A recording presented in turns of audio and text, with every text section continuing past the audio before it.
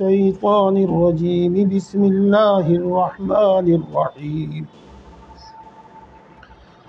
ولا تؤمنوا إلا لمن تبع دينكم قل إن الهدى هدى الله أن يؤتى أحد مثل ما أوتيتم أو يحاجوكم عند ربكم قل إن الفضل بيد الله يؤتيه من يشاء والله واسع عليم يختص برحمته من يشاء والله ذو الفضل العظيم ومن أهل الكتاب من إن تأمنه بقنطار يوده إليك ومنهم من إن تأمنه بدينار لا يوده إليك إلا ما دمت عليه قائما ذلك بأنهم قالوا ليس علينا في الأميين سبيل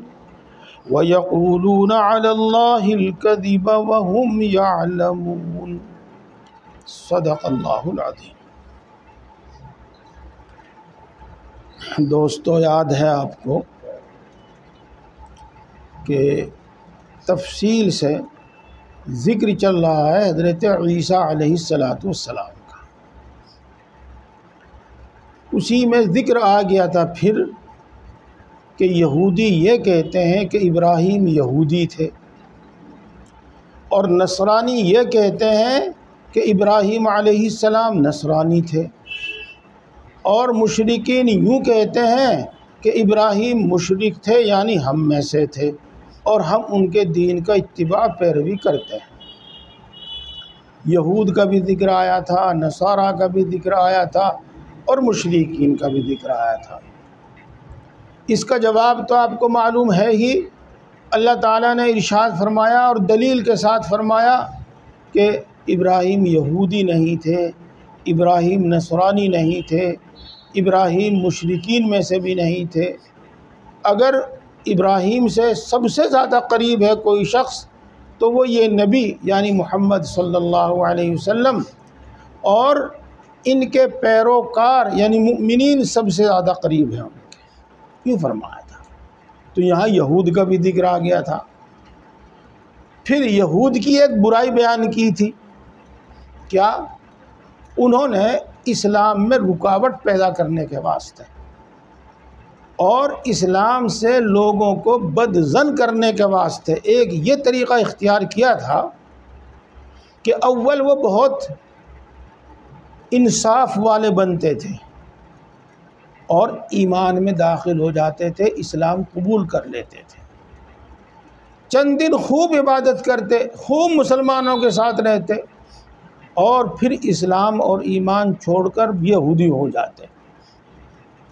پھر یہ کہتے پھرتے کہ دیکھو ہم نے تو کچھ باتیں دیکھ کر اس دین کو سچا سمجھ کر، اس نبی کو سچا سمجھ کر اس کو قبول کر لیا تھا، اس کو اختیار کر لیا تھا، لیکن جب ہم قریب گئے اور نزدیک سے ہم نے دیکھا تو اس میں تو بہت برائیاں ہیں، اس لیے ہم نے اس کو چھوڑ دیا۔ تو اس طریقے سے وہ اچھے خاصے مسلمانوں کو اور سیدھے سادے لوگوں کو آسانی سے بھٹکا رہے تھے۔ یہ بات یہاں تک بات آئی تھی۔ یہ بات میں نے آپ کو اس لیے سنائی پچھلی، تاکہ آنے والی بات اگلی بات آپ کو اچھی طرح سمجھ میں آ جائے۔ ان کی ایک حرکت یہ تھی، دھیان سے سنیے گا، پچھلی باتیں تو آپ کی سنی ہوئی بھی تھی، یہ نئی بات ہے۔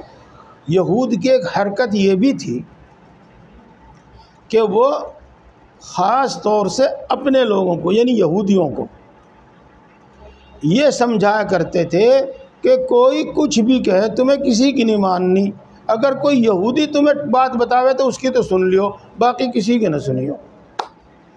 وہ یوں کہا کرتے تھے، جس کو ہم تھوڑی سی صاف کر کے وضاحت کر کے یوں بھی کہہ سکتے ہیں، یہ محمد تمہیں کتنے معجزے دکھاوے، یہ محمد کتنی بھی دلیلیں دے، اور اس کے ماننے والے کچھ بھی کریں، لیکن ان کے ساتھ ہرگز مت لگنا۔ اگر تم مانو گے تو بس یہودی کی بات ماننا اور کسی کی بات نہ ماننا، کسی کی نہیں سننا اور کسی کی۔ وہ یہ کہا کرتے تھے اپنے لوگوں۔ اللہ تبارک و تعالیٰ نے اس کو قرآن پاک میں رد کیا ہے اور یہ کہا ہے کہ یہ بات کیسے صحیح ہو سکتی ہے۔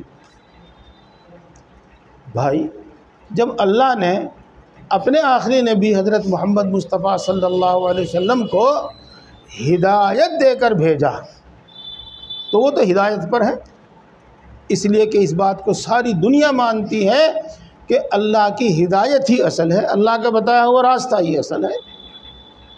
تو پھر تم یوں کیوں کہتے ہو کہ محمد اور اس کے ماننے والے کچھ بھی کہیں، کسی کی نہ سننا، بس یہودی کی بات ماننا، ایسا کیوں کہتے ہو تم؟ یہ اب میں اس کا ترجمہ کرتا ہوں، بات انشاءاللہ آسانی سے سمجھ میں آ جائے گی۔ قرآن پاک میں ایجاز ہے، ایجاز و بلاغت، یعنی اتنی بڑی بات اتنے سے الفاظ میں بیان کر دی جاتی ہے، اس کو سمجھنے کی ضرورت ہوتی ہے۔ چنانچہ اللہ ارشاد فرماتے ہیں وَلَا تُؤْمِنُوا، یہودی یوں کہتے ہیں کہ تم مت ماننا، مت یقین کرنا، ایمان کے معنی یقین کرنے کے ہیں، تم مت ماننا، مت یقین کرنا مگر اس کی جو تمہارے دین کی پیروی کرتا ہو، یعنی یہودی ہو، بس اس کی ماننا۔ آگے اللہ تبارک و تعالیٰ اس کا جواب دیتے ہیں، قل، اے محمد صلی اللہ علیہ وسلم، آپ فرما دیجئے گا کہ اتباع کے قابل ہدایت تو اللہ کی ہدایت ہے، قل ان الہدی ہدی اللہ، آپ فرما دیجئے گا کہ اتباع کے قابل ہدایت تو اللہ کی ہدایت ہے۔ ہدایت چونکہ ہم بکثرت بولتے رہتے ہیں، سمجھتے ہیں، اس لیے میں نے اس کا ترجمہ نہیں کیا، ورنہ آپ فرما دیجئے گا کہ صحیح راہ تو اللہ کی بتائی ہوئی راہ ہے۔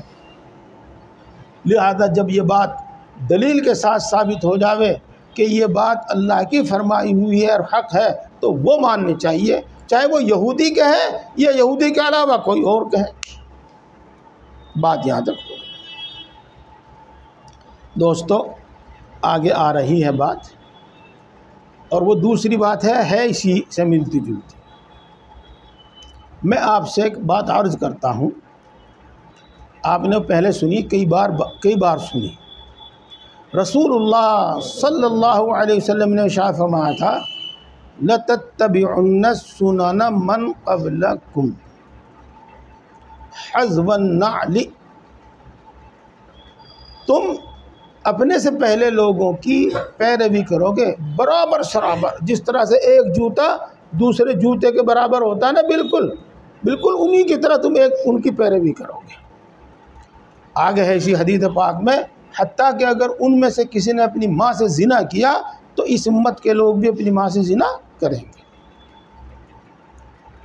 پہلے لوگوں کی، پہلی امتوں کی جو برائیاں اور ان کے غلط اعمال قرآن پاک میں ذکر کیے گئے، ان کا رد کیا گیا ہے، وہ اس لیے کیا گیا ہے تاکہ یہ امت اس سے بچے۔ وہ بیماریاں ضرور آئیں گی اس میں، چونکہ وہ نفسانیت کے سبب سے ہیں، وہ بیماریاں اس کے اندر ضرور آئیں گی چونکہ وہ شیطانیت کے سبب سے ہیں، وہ بیماریاں اس کے اندر ضرور آئیں گی چونکہ جہالت کے سبب سے ہیں، لیکن تمہیں پہلے ہی آگاہ کیے دیا جا رہا ہے کہ تم ان بیماریوں سے بچنا۔ اب آگے چلتے ہیں دوستو، یہود کا ذکر آ رہا ہے، یہاں سے یہود کا ذکر چل گیا، چونکہ زیادہ تر مدینے میں وہی تھے اور انہی سے رہتی تھی بحث۔ انہوں نے کئی باتیں یہاں کہی کہ یہ محمد صلی اللہ علیہ وسلم یہ کہتا ہے کہ میں ملت ابراہیم پر ہوں، حالانکہ ابراہیم تو یہودی تھے۔ یہ ایک تو ان کی یہ حرکت تھی، ایک ان کی حرکت یہ تھی کہ ایمان لاتے تھے اور پھر کچھ دنوں کے بعد اسلام چھوڑ کر یہودیت اختیار کر لیتے تھے لوگوں کو گمراہ کرنے کے واسطے۔ ایک بات یہ بھی، تیسری بات ابھی آپ نے سنی۔ تو آگے آیت شریفہ میں اللہ تبارک و تعالی ان برائیوں کا سبب بیان کرتے ہیں۔ یہود کے اندر یہ برائیاں، یہ غلطیاں، یہ گمراہیاں کیوں پیدا ہوئی؟ میرا سوال خوب اچھی طرح ذہن نشی کر لینا۔ یہود کے اندر یہ گمراہیاں یہ برائیاں، اتنی گمراہیاں، اتنی برائیاں کیوں پیدا ہوئی؟ دوستو میں اپنے الفاظ میں آپ کو سمجھاتا ہوں۔ اس سبب سے کہ ان کو اسلام سے، مسلمانوں سے اور آخری نبی حضرت محمد مصطفیٰ صلی اللہ علیہ وسلم سے حسد تھا۔ صرف ایک اس بری عادت، بری خصلت حسد کی بنا پر وہ گمراہ رہے اور ہزاروں کو، لاکھوں کو گمراہ کیا اور دین حق، دین اسلام سے محروم رہے، صرف حسد کی بنا پر۔ دیکھو، ان یؤتی احد مثل ما اوتیتم، ان کی حرکتیں اس سبب سے ہیں کہ دے دیا گیا اسی کے مثل کسی اور کو بھی جو تم کو دیا گیا تھا۔ ترجمہ کر دیا میں نے بالکل ٹھیک ٹھیک لفظی ترجمہ۔ یہ سب برائیاں ان کے اندر اس سبب سے ہیں کہ دے دیا گیا کسی اور کو بھی اسی کے مثل جو ان کو دیا گیا تھا۔ یعنی انبیاء کرام علیہ السلام بنی اسرائیل میں آ رہے تھے، اب آخری نبی آگے بنی اسماعیل میں، تو ان کو حسد ہو گیا۔ یہ ساری دنیا میں چھاتی پیٹ پیٹ کر اعلان کیا کرتے تھے کہ ہمارے پاس آسمانی کتاب ہے اور ہدایت پہ ہے، ہم صحیح راستے پر ہیں ہم، اور سب کے سامنے فخر کیا کرتے تھے۔ اب اللہ تبارک و تعالیٰ نے قرآن پاک، ہدایت کی کتاب، آسمانی کتاب عرب کو بھی دے دی، یوں کہ تو مسلمانوں کو بھی دے دی، تو اس بنا پر ان کے اندر حسد پیدا ہو گیا، اور وہ سب کچھ جانتے ہوئے بھی مانتے نہیں، اقرار نہیں کرتے۔ یہ اور ایک اس سبب سے بھی، یہ بھی حسد ہی کی بات ہے کہ دین کے سبب جس طریقے سے ان کو غلبہ حاصل ہوا ایک زمانے میں یہودیوں کو، اب دین حق کے سبب عربوں کو یا مومنوں کو غلبہ حاصل ہوگا، اس حسد کی بنا پر یہ مانتے نہیں۔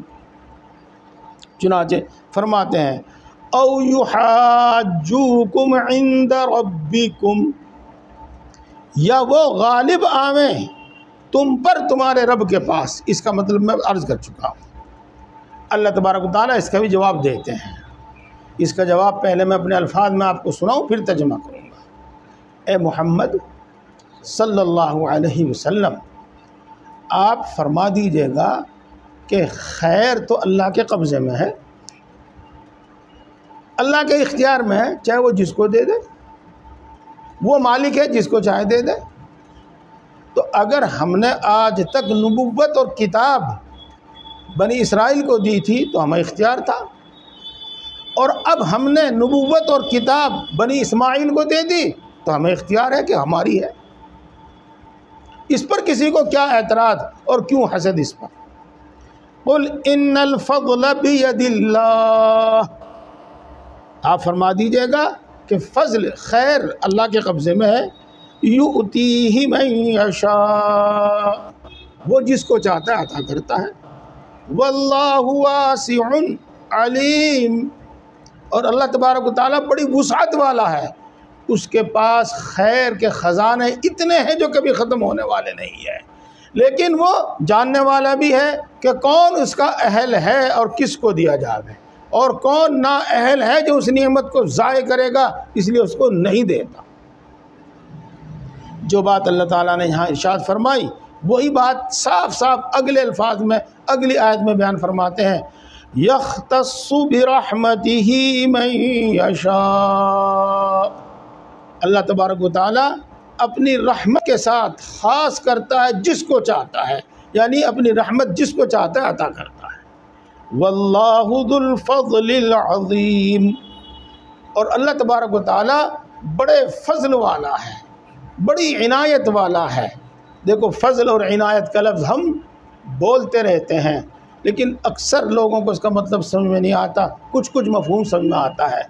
فضل کے معنی ہے زیادتی، اور زیادتی کا مطلب ہے حق، استحقاق سے بھی زیادہ، استحقاق سے بھی زیادہ۔ یہ تھا بات۔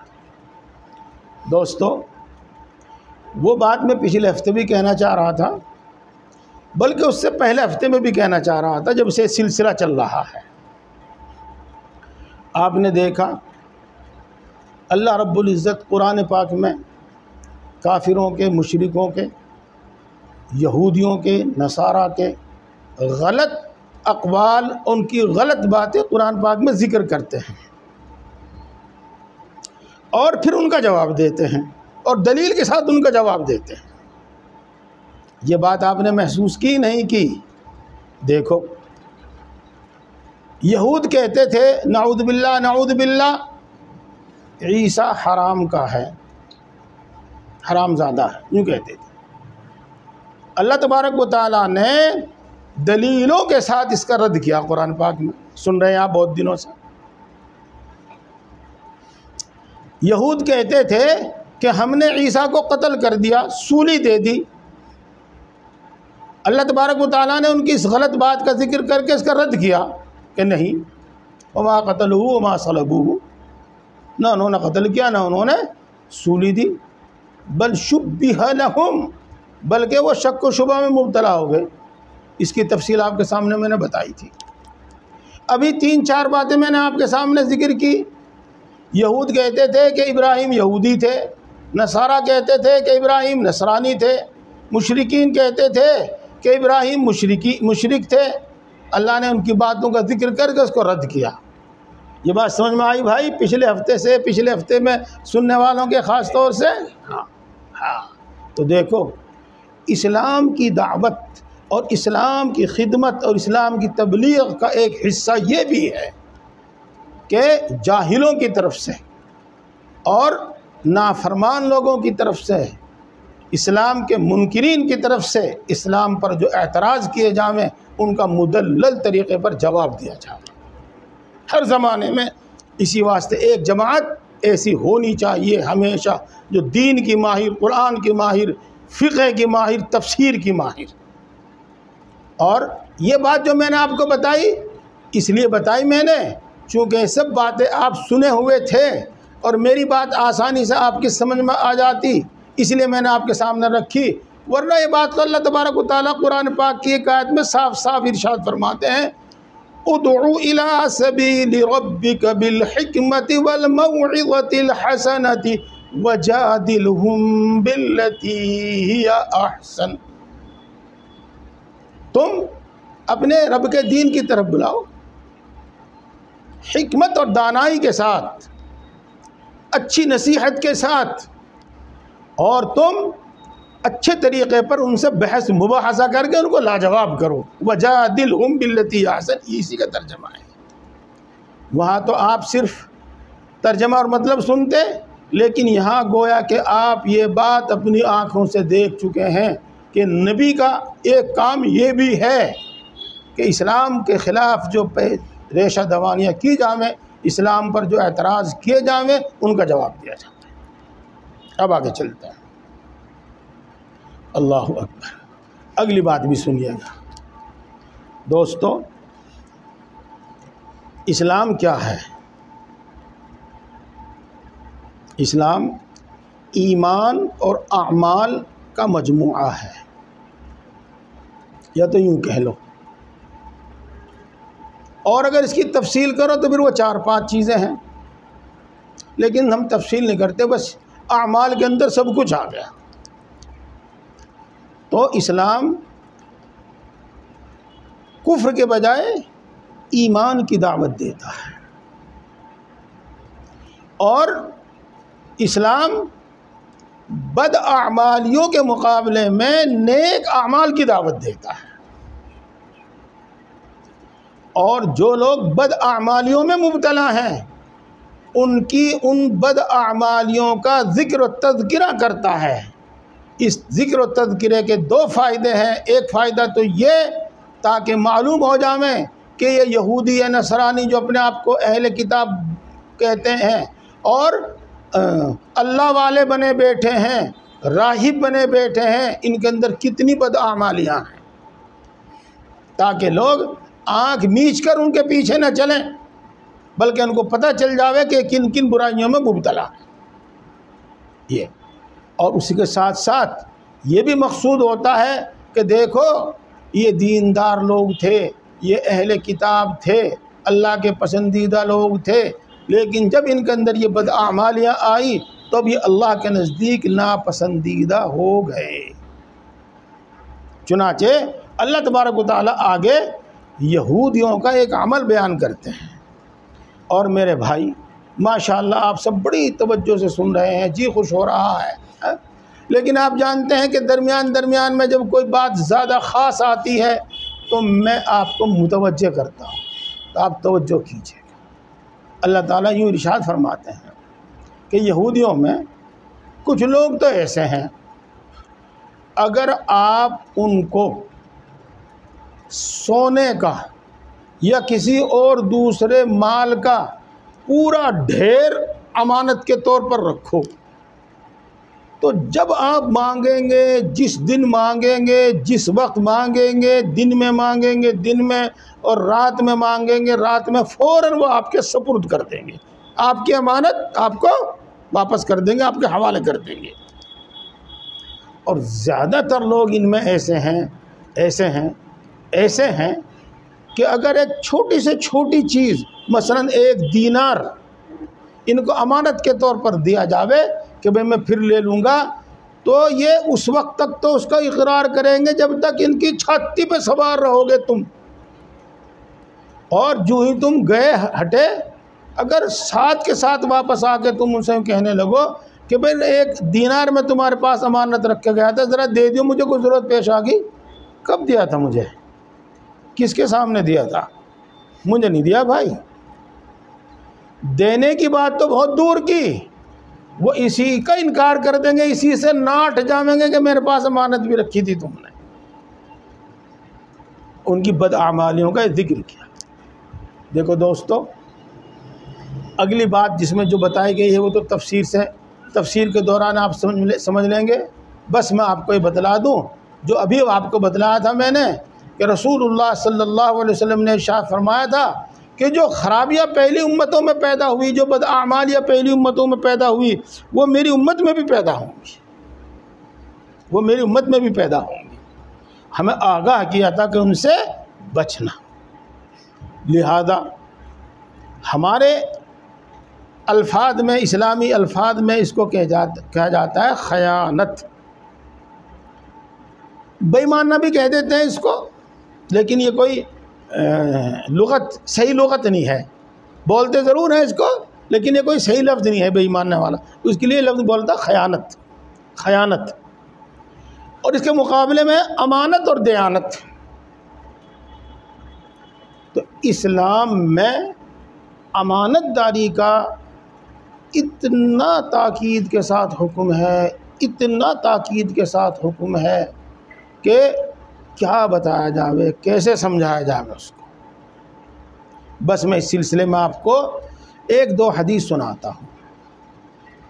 یہ ایک صحابی ہیں، ان کا نام مجھے اس وقت یاد نہیں ہے، وہ یوں کہتے ہیں کہ جب بھی رسول اللہ صلی اللہ علیہ وسلم وعظ کہا کرتے تھے، خطبہ دیا کرتے تھے، تو ضرور یہ حدیث پڑھا کرتے تھے، لا ایمان لمن لا امانت لہ ولا دین لمن لا عہد لہ۔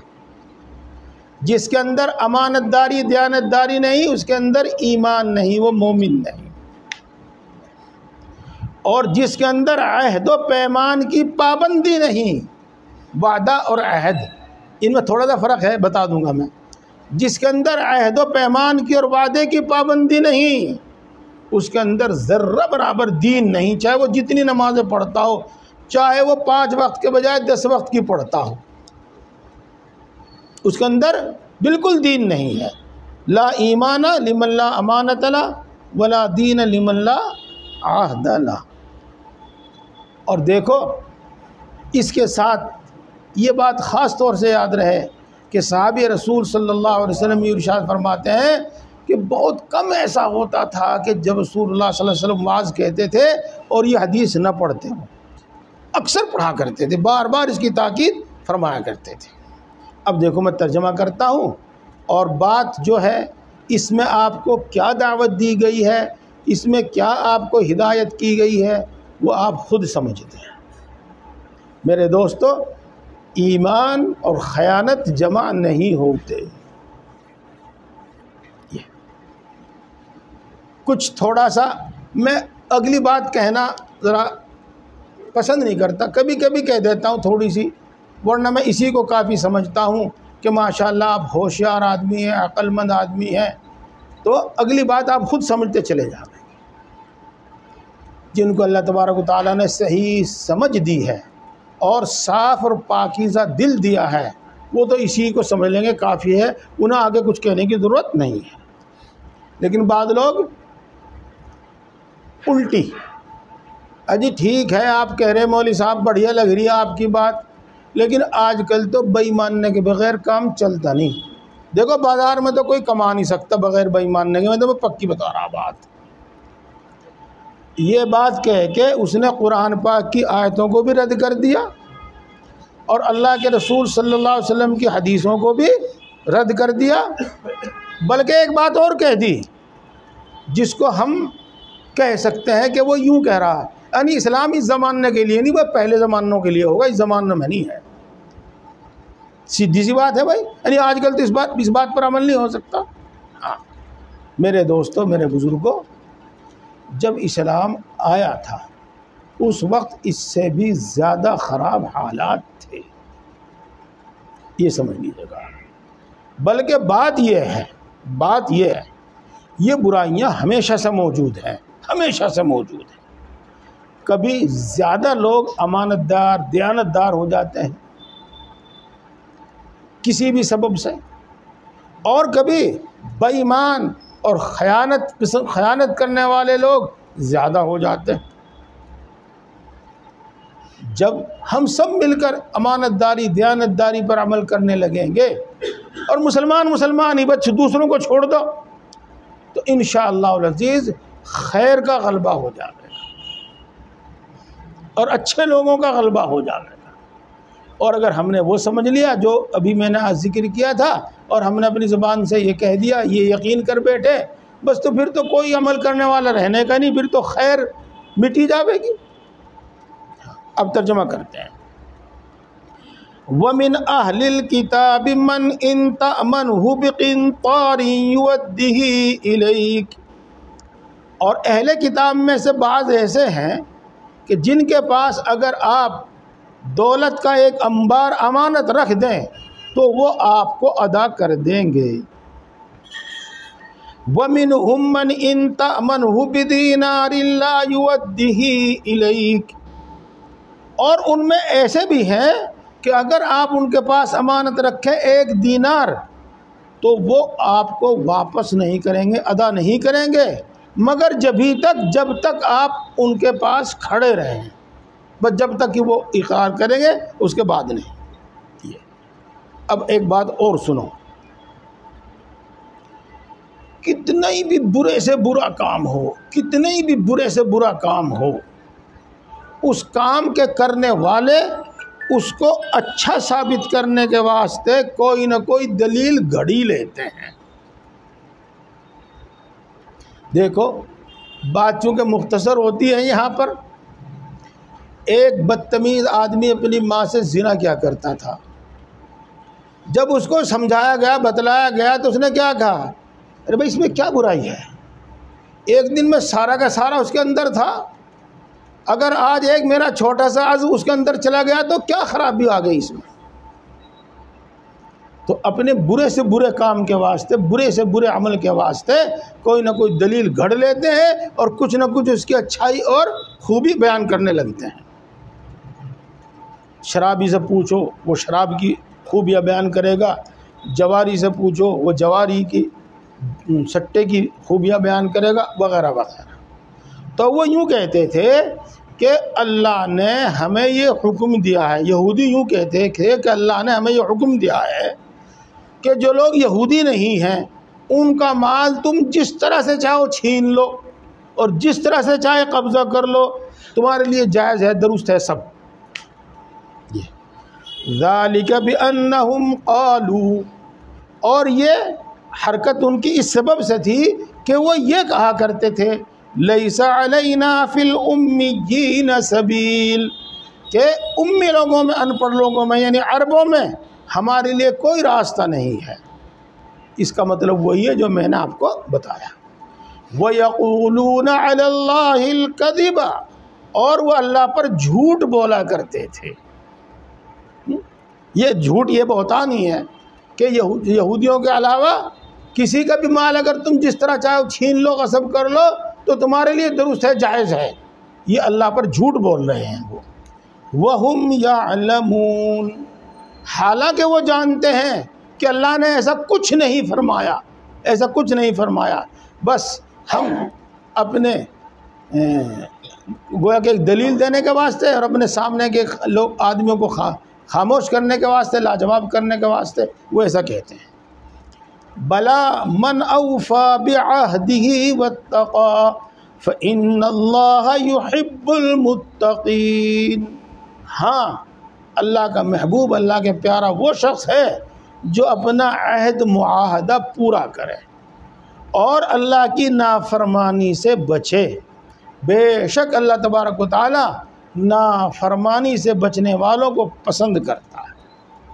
دیکھو الفاظ ہیں، انہی الفاظ میں نے آپ کو ترجمہ کر دیا۔ ہاں، اللہ رب العزت عہد معاہدے کی پابندی کرنے والوں کو پسند کرتا ہے اور اللہ تبارک و تعالی برائی سے بچنے والوں کو پسند کرتا ہے۔ اللہ تعالی ہم سب کو دین کی صحیح سمجھ